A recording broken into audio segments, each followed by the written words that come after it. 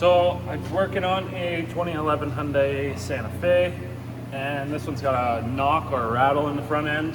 So I went underneath and grabbed a hold of the sway bar and gave it some tugs and found out that both front sway bar links have some play in them. I'll show you where to grab a hold to check these things. So there's this bar here is your sway bar, and this links the bar to the strut. Some vehicles that are linked to the control arm, but in this case on the Santa Fe it's to the strut. So yeah, there's a joint in this link here. It's like a nylon cup with a steel ball inside of it, and the nylon will get worn out and it'll end up being able to move in there. So as you go over bumps, it knocks and rattles and makes all kinds of rackets. So yeah, you just get underneath of there and you can grab a hold of this bar and feel for play. And they shouldn't have any play in them, but you'll be able to feel it. And if you can feel play, you know that the link's bad. You can check it either with the suspension loaded, so the vehicle's sitting on the ground, or in this case the suspension's unloaded, got it up and off of the ground. In this case it's so badly worn that you can feel play loaded or unloaded. So there's different kinds of sway bar links. These ones are offset, so there is a left and a right. Some of them are not offset, so you can just buy one and it'll fit on both sides. How they come apart, sometimes they're different. In this case, the stud that sticks out actually is slotted so you can put a wrench on it.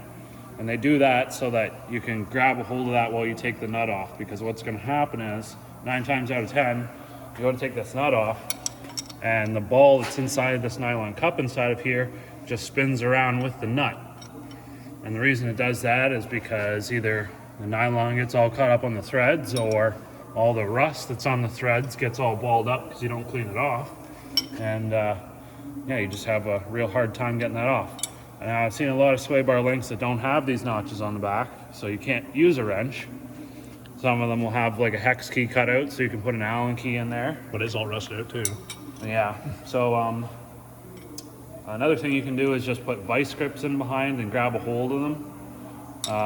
If you're trying to reuse it, I recommend not doing that if you can get around it, only because vice grips like to rip the boots open, and then once that happens, dirt and stuff gets in there, the grease leaks out, and they don't last very long after that. So what I'm gonna do is use option C, which is the torches, and heat that up nice and hot. I'll clean the threads off a little bit with a wire wheel before I start, and then that way, once I get the nut nice and warm, I'll buzz it off with an impact gun. Usually comes right out. On the bottom though, it's sort of a different story. And a lot of manufacturers do this, but the stud goes in towards the center of the vehicle. So it's difficult. You can't usually get a gun in there, especially on this hoist where the lift is right in the way. Yeah, so you end up usually having to use a ratchet wrench or a wrench of some sort to get in there. Socket's usually too long to get in there. So I'll still clean the threads up and give it some heat. One thing to keep in mind if you do use a torch though, if you have access to one, is these are gas-filled struts. You don't want to get them very hot because they could explode. So just try not to put heat directly on them, or don't put a lot of heat on them. I just get some heat into the nut to sort of break it free, get it to start spinning. So people also watch out for brake lines and ABS speed sensor lines. Don't want to melt those off. Be having a bad day. All right, so you got some heat into it. Now I'm gonna take my impact gun, grab a socket, and with any luck, this should come right off. Can I just grab that? No, don't do that. Another thing that you can do if you can't get to that bottom nut is take both of the top nuts off and bring the bar. The bar will then rotate down. It might give you just enough room to get in there and get it. In this case, I was still not able to get in there and do it without a wrench. So just heat them up is what I did, and then get in there with a wrench.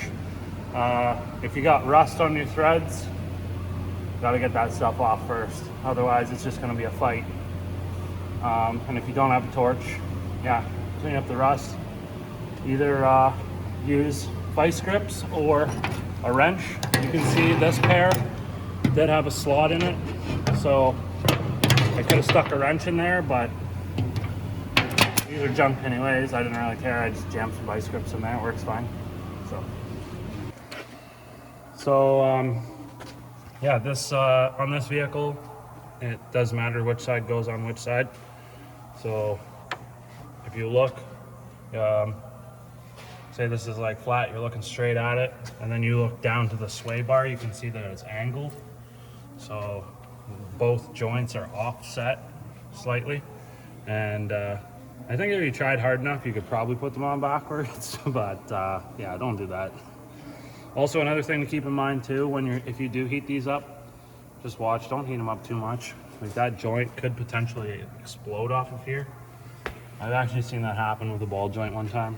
Somebody just kept heating it and heating it and heating it, and that pocket of air that's underneath had nowhere to go, and the ball joint shot out of there like a bullet.